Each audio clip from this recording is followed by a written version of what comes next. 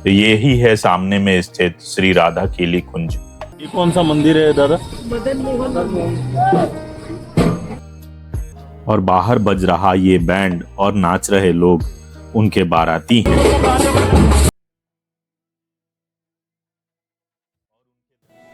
नमस्कार दोस्तों, family vlogger में आपका फिर से स्वागत है। ये देखिए साइड में कितना सुंदर सा क्लाउड बेड है। हम रानीखेत से वापस जा रहे हैं फरीदाबाद की ओर। हमारा प्लान था मुक्तेश्वर रुकने का, बट एक्सट्रीम रेन्स की प्रेडिक्शन हुई है, जिसके बाद रुकना मुझे सही नहीं लग रहा, खासकर फैमिली के साथ। फरीदाबाद में हम अपने बड़े भाई के यहाँ रुकने वाले हैं। वहाँ 1-2 दिन का स्टे और आराम के बाद हम निकलेंगे वृंदावन की ओर, जो पार्ट ऑफ द प्लान था। फिलहाल अचानक इसलिए निकलना पड़ा क्योंकि एक्सट्रीम रेन की वार्निंग्स है और रास्ते में हमको जगह जगह लैंडस्लाइड भी देखने को मिले हैं। ये देखिए यहाँ पे बाइकर्स भी फंस गए हैं और रानीखेत से काठगोदाम जो 5 घंटे का रास्ता है वो हमको 8 घंटे लग गए।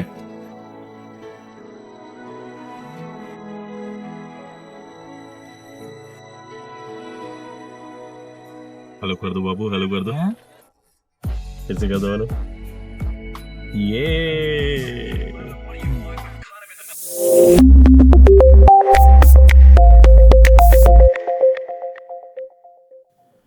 फरीदाबाद में 2 दिन के आराम के बाद हम निकले हैं वृंदावन की ओर।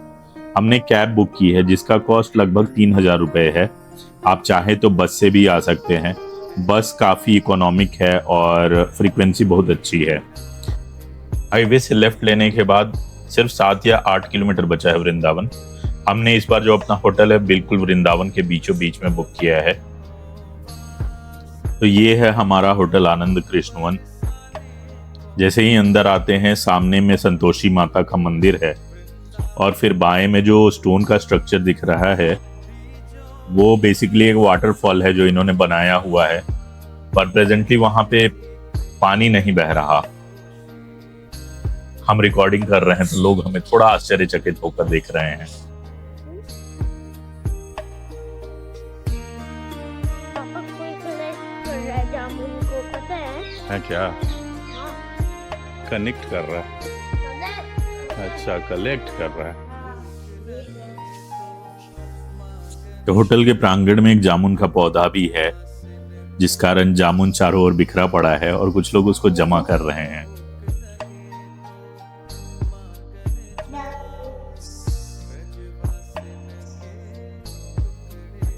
हमारा रूम फर्स्ट फ्लोर पे ही है और इस होटल की सबसे बड़ी खासियत यह है कि वृंदावन परिक्रमा मार्ग पर पड़ता है और हमने इसलिए बुक किया क्योंकि हमें रिव्यूज में पता चला यहाँ से प्रेमानंद बाबा के दर्शन बड़े आसानी से हो जाते हैं। तो ये है हमारा कमरा, अच्छा खासा साफ सुथरा है और ठीक ठाक है। ये बालकनी भी बहुत बड़ी है, मगर ये शेयर्ड बालकनी है। हमको इस होटल का प्राइस 3500 रुपये पर डे का पड़ा, जो बीच वृंदावन में रुकने के लिए मेरे ख्याल से ठीक ठाक ही है, ज्यादा तो बिल्कुल भी नहीं है। तो हम थोड़ी देर आराम के बाद अब निकलेंगे वृंदावन दर्शन के लिए। तो हम होटल में फ्रेश होने के बाद बाहर से ई रिक्शा लेकर निकले हैं बांके बिहारी जी मंदिर दर्शन के लिए, जो कि यहाँ से सिर्फ 2 किलोमीटर की दूरी पर स्थित है। यहाँ हमें जितने भी पेड़ दिख रहे हैं सब पर राधा राधा लिखा हुआ है। यही है वृंदावन की खासियत, जहां देखो राधा और गोविंद ही दिखते हैं। हमारे होटल से सिर्फ 500 मीटर की दूरी पर स्थित है प्रेमानंद बाबा का आश्रम भी, और हम बांके बिहारी मंदिर जाते समय उधर से होते हुए ही जाएंगे।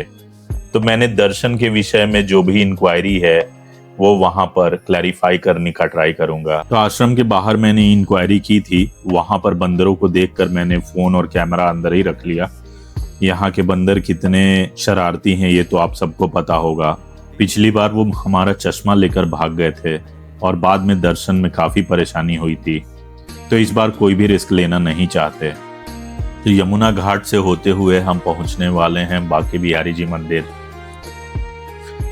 तो सावन के समय हम यहाँ पहुंचे हैं और बहुत गर्मी है, भीड़ भी बहुत ज्यादा है। किसी प्रकार हम मंदिर के अंदर प्रवेश हुए और दर्शन हो पाए। दर्शन के पश्चात हम वापस बाहर निकले हैं और कोशिश करेंगे राधा वल्लभ जी मंदिर और राधा रमण मंदिर जाने का।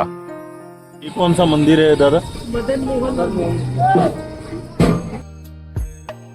तो बाहर आने के बाद बच्चों को बहुत ज्यादा थकान हो गई है और काफी धूप है, इसलिए अभी कहीं जाने का प्लान फिलहाल कैंसिल करेंगे और शाम में लौटेंगे।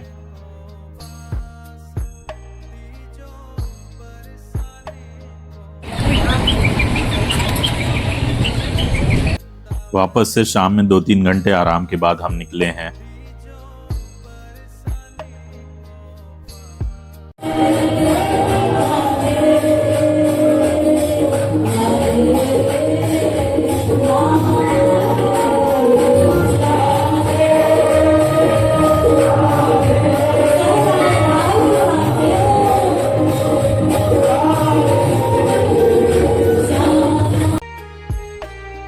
तो शाम के समय जब हम निकले उस समय बहुत बारिश हो रही थी, जिस कारण भीड़ काफी कम मिली और हमें बांके बिहारी जी के दोबारा दर्शन करने का अवसर मिला।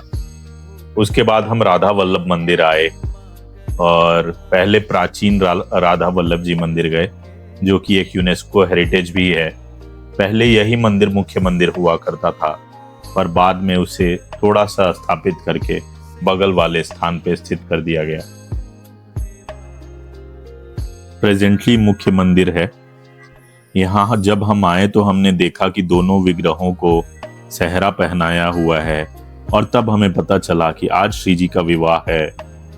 और बाहर बज रहा ये बैंड और नाच रहे लोग उनके बाराती हैं।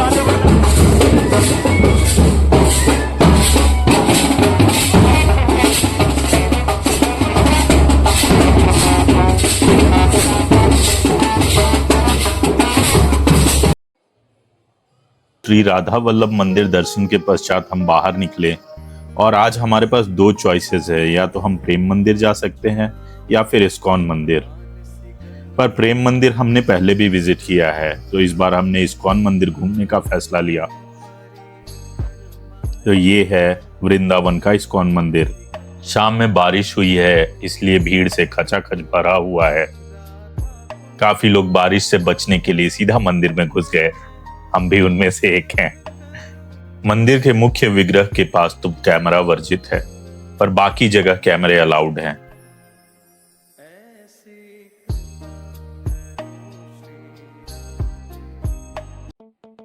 ये हैं गोपेश्वर महादेव, गोपियों के रूप में महादेव की प्रतिमा, जो कि काफी अलग है और शायद मैंने तो पहली बार देखा है। ये पार्ट इस मंदिर का म्यूजियम के नाम से जाना जाता है, जहां पर भक्ति आंदोलन के विषय में जानकारियां मिलती हैं, जिसकी शुरुआत चैतन्य महाप्रभु से स्टार्ट होती है और श्रील प्रभुपाद जी एवं अन्य महान भक्तों तक जाती है। इस्कॉन मंदिर में दर्शन के पश्चात हम चले गए होटल और रात में जल्दी सो गए, क्योंकि हमें उठना था प्रेमानंद बाबा के दर्शन के लिए। तो अगली सुबह 3:30 बजे मैं पहुंच चुका हूं होटल के द्वार पे और देखिए कैसी तैयारियां चल रही हैं। मैंने बिल्कुल भी उम्मीद नहीं की थी कि इतनी भीड़ और इतनी तैयारियां मिलेंगी।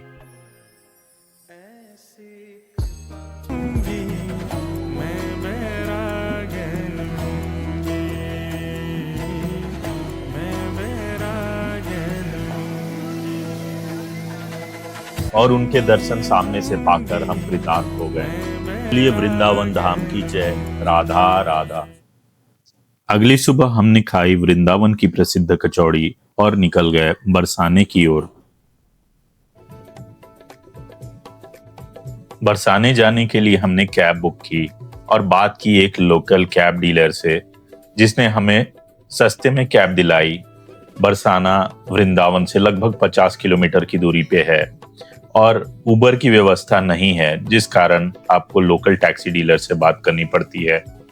तो करीब करीब हमें 3000 की कैब पड़ी और छोटी गाड़ी नहीं बल्कि मिली एक अर्टिगा। तो रास्ता जो है बड़ा ही सुंदर दिख रहा था। सावन की बारिश में दोनों ओर जल जमाव और सुंदर हरे भरे खेत नजर आ रहे थे, जिनको देखते देखते हम कितनी जल्दी बरसाने पहुंच गए पता भी नहीं चला। पर थोड़ी सी हड़बड़ी हो रही थी क्योंकि बरसाना का लाडली जी मंदिर 2 बजे बंद हो जाता है और हमको निकलते निकलते 12 बज गए। तो हम यहाँ से निकलकर जाएंगे पहले रोपवे, वहां से टिकट लेकर मंदिर तक समय पर पहुंच जाए अगर श्री जी की कृपा हो तो यहाँ आते आते हमें 1:10 हो गए हैं और अभी भी 50 मिनट बचे हैं। बट रोपवे विंडो पर हमें पता चला कि अभी रोपवे जाने के लिए रेडी है और हमें लगभग 15-20 मिनट वेट करना पड़ेगा क्योंकि रोपवे में भीड़ काफी है, पर दर्शन के लिए लेकर जरूर जाएंगे। रोपवे की जो टिकट है वो एडल्ट्स के लिए 100 रुपए और बच्चों के लिए 60 रुपए की है। इसमें वन साइड चॉइसेस भी हैं। पिछली बार जब हम आए थे तो हम बाइक से डायरेक्ट चले गए थे, जो कि इससे ज्यादा क्विक होता है और आपको इंतजार नहीं करना पड़ता।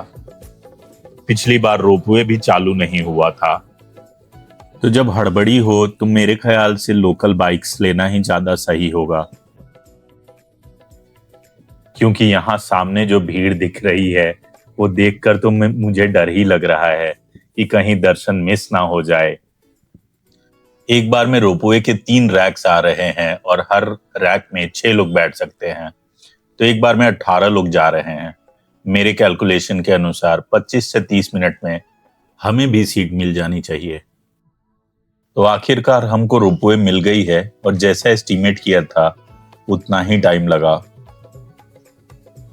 रोपवे की जो ये राइड है सिर्फ 1 मिनट की राइड है और इस क्लिप में, जो कि बिल्कुल भी अनएडिटेड है, हम बेस से राधा रानी मंदिर तक पहुंच जाते हैं।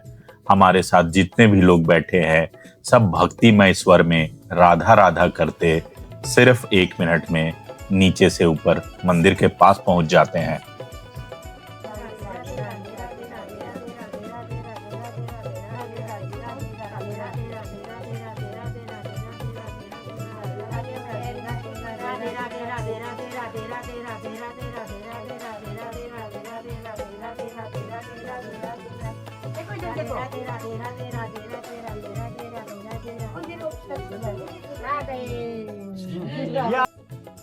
तो बिना समय व्यर्थ किए हम फटाफट मंदिर के अंदर आ गए और जैसा कि आप घड़ी में देख सकते हैं सिर्फ 15 मिनट बचे हैं और सामने पट लगा हुआ है। अब इस पट के जल्दी से जल्दी खुलने का सारे भक्तों को इंतजार है। समय होता गया और ऐसा हुआ जैसे लगा अब पट खुलेगा या नहीं खुलेगा। बिल्कुल सस्पेंस बन गया, पर आखिरकार पट खुले और हमको दर्शन हुए श्री जी के, जो कि हैं ब्रज की स्वामिनी और जिनकी इच्छा के बिना ब्रज में प्रवेश ही संभव नहीं, तो उनके दर्शन तो दूर की बात है।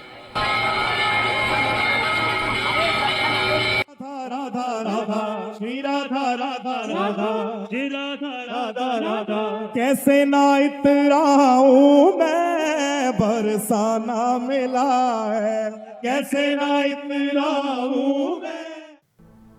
तो ये है श्री जी का मुख्य मंदिर, जिसे लाडली जी मंदिर के नाम से जानते हैं, और सामने ही है रोपवे।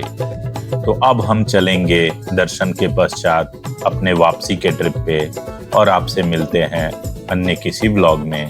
तब तक के लिए एक बार फिर से धन्यवाद।